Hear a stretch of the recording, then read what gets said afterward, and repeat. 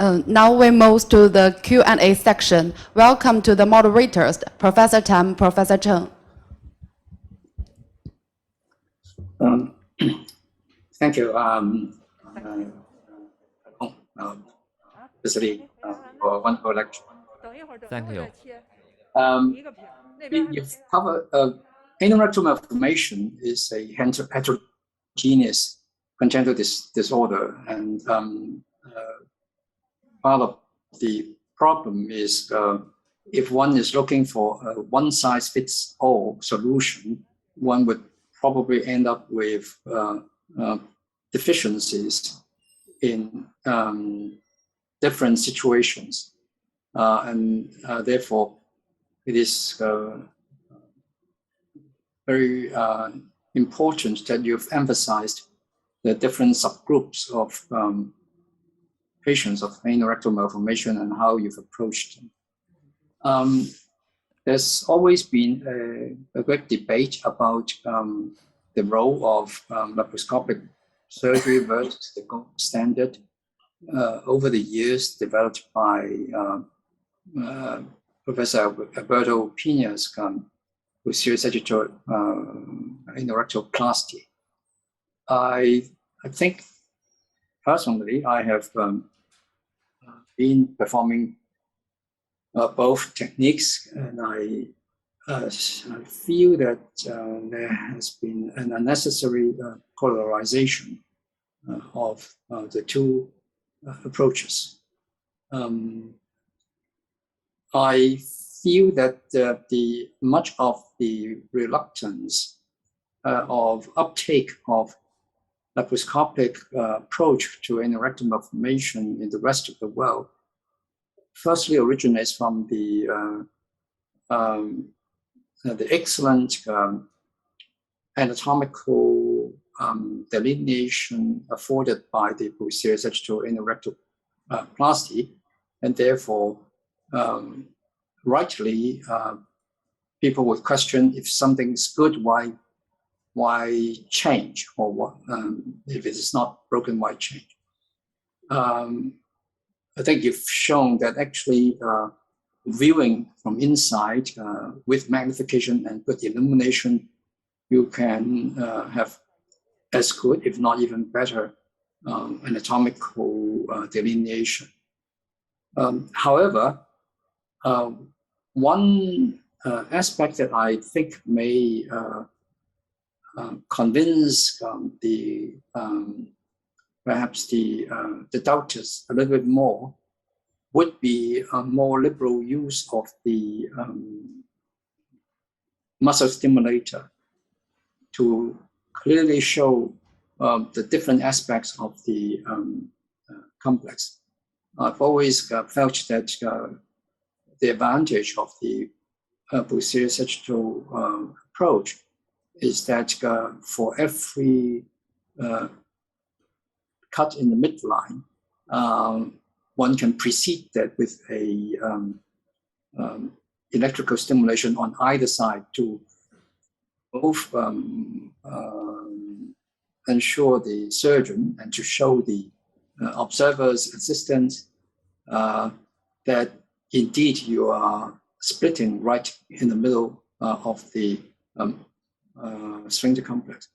So you have shown that you use the muscle stimulator for the perineal part, which is very good. I think maybe you can elucidate a little bit about the exact length of how far you actually approach that perineally, which is similar to the posterior sagittal anorectoplasty approach. And then for the laparoscopic part, is there any device that is applicable intraperitoneally, laparoscopically, to allow us a demonstration of the sphincter complex on the left and right of your dissection, particularly because it is a blunt dissection rather than a sharp dissection that you advocating. So that's my first question about the possible use of muscle stimulator for the intraperitoneal part.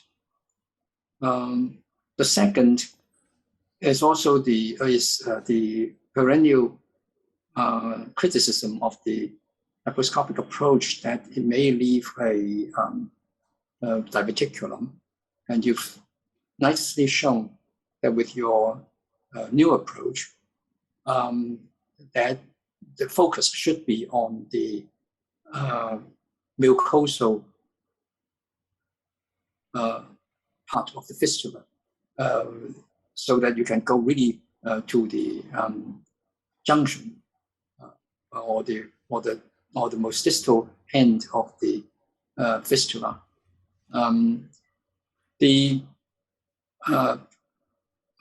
Perhaps you may share with us whether you have examined the urethra, say 1 week after surgery, to show that the urethral integrity has been maintained after division of the fistula. You're relying on the urethral epithelium to heal across a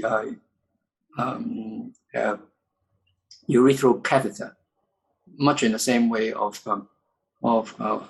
us treating perhaps small urethral fistulas from hypospadias repair, because you haven't sutured the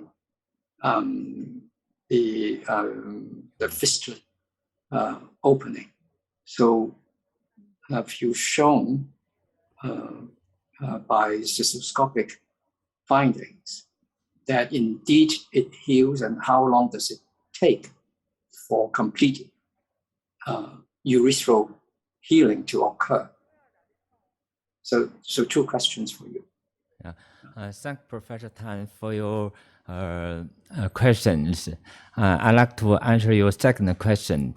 The urethral diverticulum often occurred in the rectal bulbar fistula. I think this complication is technical or experience-related complication, or at the beginning of the surgeon to take this procedure. For the intermediate AMM, because the rectal pouch is deep to the pelvic cavity, it's very difficult to mobilize the distal rectum. So the more distal rectum not excised, relieved. So after operation, it will develop the diverticulum. And another complication, if for the not enough removal of the distal rectal pouch, is because you cannot remove the distal pouch, the pelvic longitudinal muscle tube is covered by the distal rectal pouch. So the center of the perineal longitudinal muscle tube is not likely to visualize. This may be, the tunnel will be maybe made outside of the pelvic longitudinal muscle tube. So the complete removal of the distal rectum is very, very important for laparoscopic anorectoplasty. From our experience, the distal rectal mucosa completely removed away from the fistula can prevent this complication, because after transection of the urethral mucosa, it will retracted into the fistular tract. So only by closure of the muscular cuff, no patient in our series suffer from the recurrence of the fistular and the diverticulum. So we believe it is a reliable technique for closure of the fistula. For your first question, according to our anatomic study, the length of the longitudinal muscle tube for the neonates or infants about 3 centimeters long. It consists of the two parts. The pelvic part about 1 centimeter. Actually, it's indication of the puborectalis sling. The pelvic part of the longitudinal muscle tube is about 1.5 or 2 centimeters long. So the dissection from the perineal approach not unnecessary long than 2 centimeters under the laparoscope. Firstly, if your pelvic side of the longitudinal muscle tube is opened, as the clamp from the perineal advancing along the longitudinal muscle tube, under the laparoscopic side, you can see the tip of the clamp enter the pelvic tunnel about 2 centimeters long. So keep the dissection plane in the middle of the longitudinal muscle tube is very important. This depending on the electric stimulation from the perineal side, especially for the high ARM, the anal dimple is not very clear. So, but under the electric stimulation, you can clearly identify the center of the longitudinal muscle tube at the anal dimple. It will deeper and contracted. So make the incision in the middle. That is the marker, I think, of the pelvic longitudinal muscle tube. Thank you for your recommendation and question.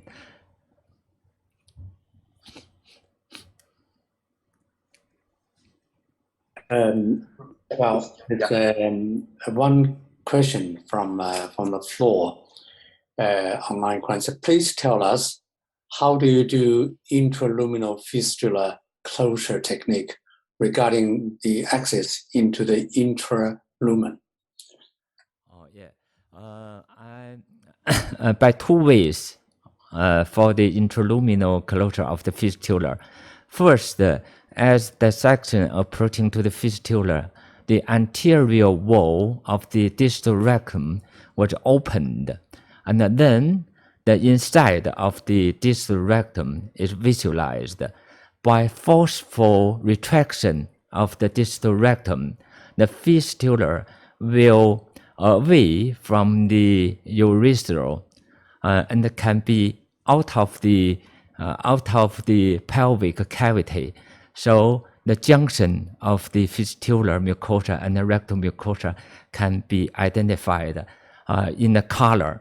The fistular mucosa is yellows in appearance, and the rectal mucosa is a colonial mucosa. It is red in appearance, so it's easily identified. And then you make the incision by monopolar cautery at the junction. So this can prevent the injury of the urethra and prevent the residue of the extrarectal mucosa after operation may develop the diverticulum. This is the first way. Second way, especially for the new surgeon, the young surgeon who had not so many experience on the laparoscopic anorectoplasty, and you can buy the endoscopy, the colonoscope, which is introduced from the distal colostomy into the end of the rectal port.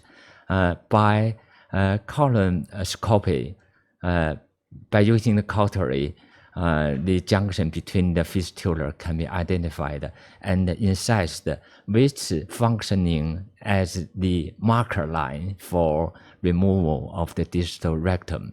So this two-way, first way is more difficult and need your experience. The second way is more reliable, especially for the new surgeon to develop such procedures. Thank you. Professor Lee, I think that's the perennial question. If you could explain again, is that surgeons have been obsessed with closure of fistulas, meaning that they, particularly because of the posterior sagittal anorectoplasty approach, you can transect and then suture the stump. What I understand from your technique is that you do not suture the mucus, the mucosa, but you suture the muscular cuff separately. So the distinction is that, and then the understanding is that a small urethral opening as a result of the transection will heal over a urethral stent, because invariably you always have a urethral catheter in situ for a few days, and that will heal nicely. This is something that Keith Georgeson also said so when he first described the performance of this procedure. But I don't think that in the West it has taken up a lot, and that's why I asked time and again that you can reassure the surgeons that the small mucosal opening will heal and therefore does not need an extra effort of putting a suture there. Thank you for your question. It's true, we didn't suture the mucosa of the fistula. We only cover the fistula by muscular cuff. It's true, by post-operative VCU, we found some of the patients with the small leakage of the urine, but no diverticulum occurred. But we think laparoscopic anorectoplasty is different from the posterior sagittal approach because no incision, no actual incision at the perineum. Even though the mucosa of the fistula not fully closed, but the urine may leak into the abdomen cavity, not tend to the perineal wound. So the mucosa of the rectum and the fistula do not have a chance to connect it together. So the recurrent fistula will not develop. By decompression of the bladder, this small leakage can cure simultaneously by the perineal or surrounding tissue, especially the muscular cuff surrounding the fistular stump. So according to our experience, no patients suffer from the recurrent fistula. And I also noticed the literature recently report from India. They performed the laparoscopic anorectoplasty, never close the fistula, even not close the muscular cuff. But to my surprise, no patients suffer from the recurrent fistula or diverticulum. So this evidence indicates that after completely remove the rectum, the fistula can be cured by itself under the circumstances of decompression of the urine in the bladder within 1 week or 2 weeks. So you never mind the leakage will occur even without closure of the fistular layer, mucosa. Thank you. I think that's a very important clarification, because fistula is by definition an abnormal connection between two epithelial surfaces. So if you transect it and prevent the regrowth between the two epithelial surfaces, then fistula will not recur. That's the same with tracheoesophageal fistula and so forth. The whole idea is to separate the two epithelial surfaces. For large gap then of the epithelial surface after transection, then obviously you would prefer to close the epithelial surface. But for small one with splinting, then the epithelial gap on the urethral side will heal over.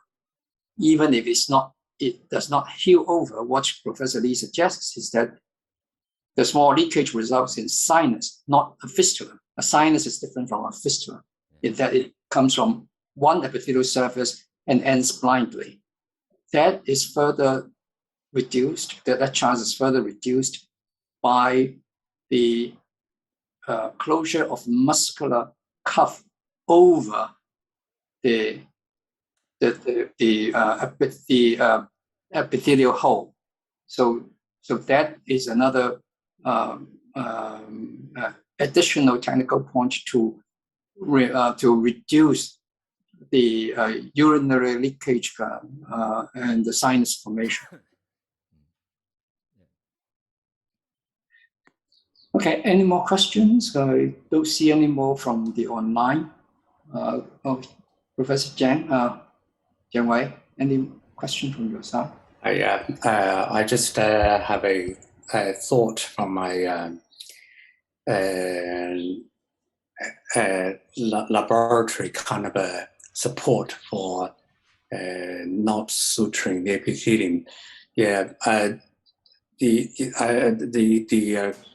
the first important thing is it's a small defect of epithelium, and from my previous experience in lab, the epithelium during the development expresses the sonic hedgehog, and that is a signal of a dialogue between epithelium and the surrounding muscle.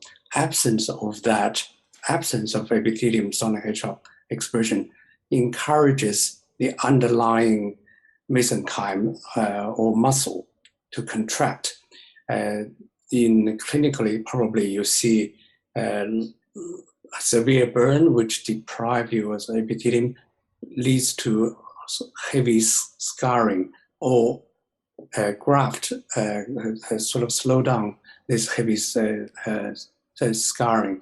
So in this situation where the defect of the epithelium is very small, that the contraction of the mesenchyme may close it. We experience this in other area apart from skin defect. That is, some people have done herniatomy without closing it. I wouldn't do it, of course, but it's said if you just excise the epithelium and leave it open, it will contract. I think, as Prof Tam has mentioned, it depends on the size. For something of this fistula, of this tiny hole, probably the contraction of the muscle, the newly wound, would be sufficient to close it. Yeah, thank you. If there are no more questions, one more question I may ask Professor Lee is another perhaps concern about excision of the megarectum, the dilated rectum, is whether this is really necessary to excise. Yeah. And would you consider tapering rather than excising the megarectum because it is a little bit radical compared to conventional practice. And there's perhaps not yet sufficient evidence to suggest to us that megarectum you see in the newborn period is irreversible. And there are also some surgeons who believe that the rectal stump contains musculature, which would have been part of the internal inner sphincter, and therefore would result in better continence control. I personally, I don't really buy this particular part, but if there's not a need, if you can achieve the same purpose of not having a megarectum overstretching your muscle complex, wouldn't a tapering be a more physiological approach? It's something that Alberto Pina does with this, has described in his posterior sagittal endorectoplasty. Yeah. Thank you for the question. I think maybe we have a different philosophy on the constipation. According to the report, after posterior sagittal anorectoplasty, 40 to 60% of the patients suffer from the different degree of the severe constipation. It's not normal condition for the development of the children. So we believe the constipated patient is a severe complication after anorectoplasty. According to our study, we found in the anorectal malformation, especially for high ARM, the distal rectal pulse is not normal. Some of them suffer from the cirrhosis. Some of them suffer from the aganglionosis. If you, without removing of this distal abnormal pathological part of the rectum, the patient, that is the reason why after operation, about 40% of the patients suffer from the constipation. So we believe the pathological changes of the rectum is one most important part of the anorectal malformation, besides the rectal pulse located above the levator ani. So we made the comparison study. One group removed the dilated and hypertrophic rectum, and another group didn't remove the rectum. We found very clearly or statistically significant between the two groups.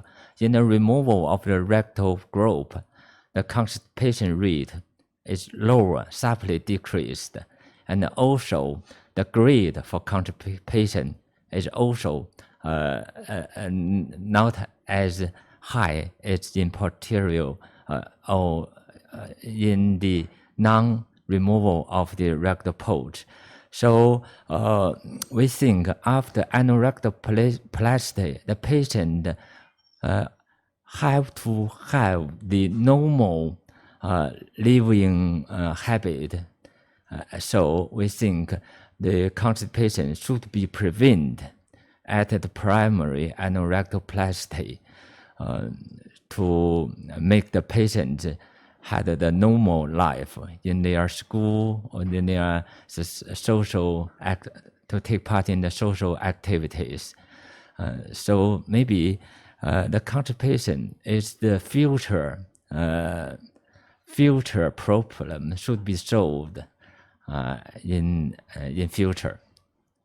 Yeah, I still would urge you to perhaps do more study on this. Because I think that there are two reasons. One is your comparative study was between removal and non-removal, not between removal and tapering. What I'm suggesting is that you may be able to achieve the same result without actual removal, but by tapering of the rectum, and that would be much more acceptable to the majority of surgeons, unless you present very convincing. Another, I have another removal. The reason for remove the dilated rectum is it's very large. It's far beyond the limitation of the sphincter muscle complex. So it's likely suffer from the incontinence and the rectal prolapse after the operation. So the rectum, the anus looks like the petulars. So that is the reason why remove the dilated rectum.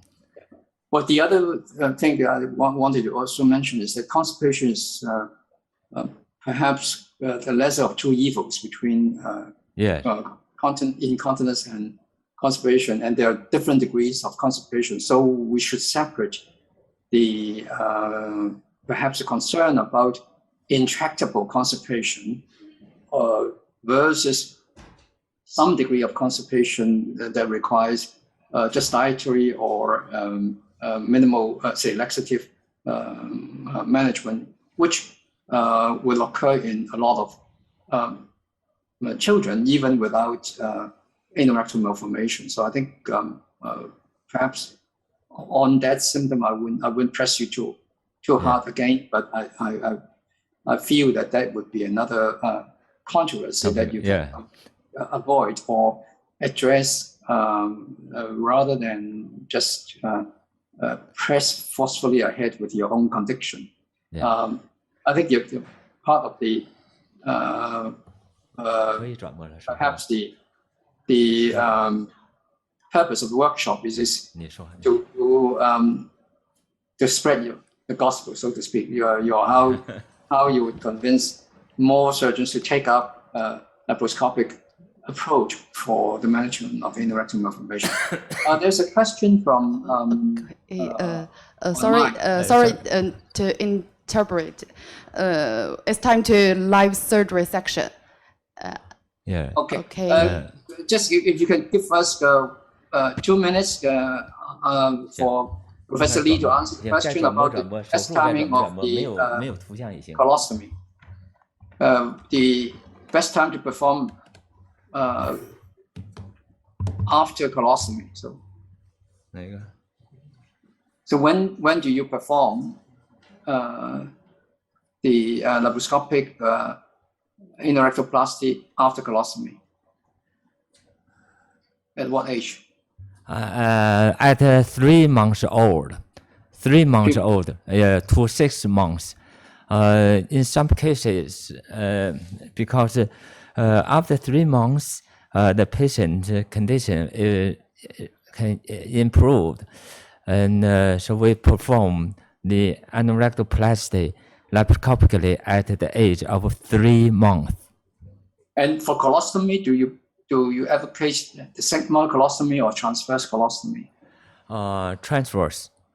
Transverse. Okay. Transverse colostomy Okay, or sigmoid. We would end the Q&A session and go to the live surgery. Thank you.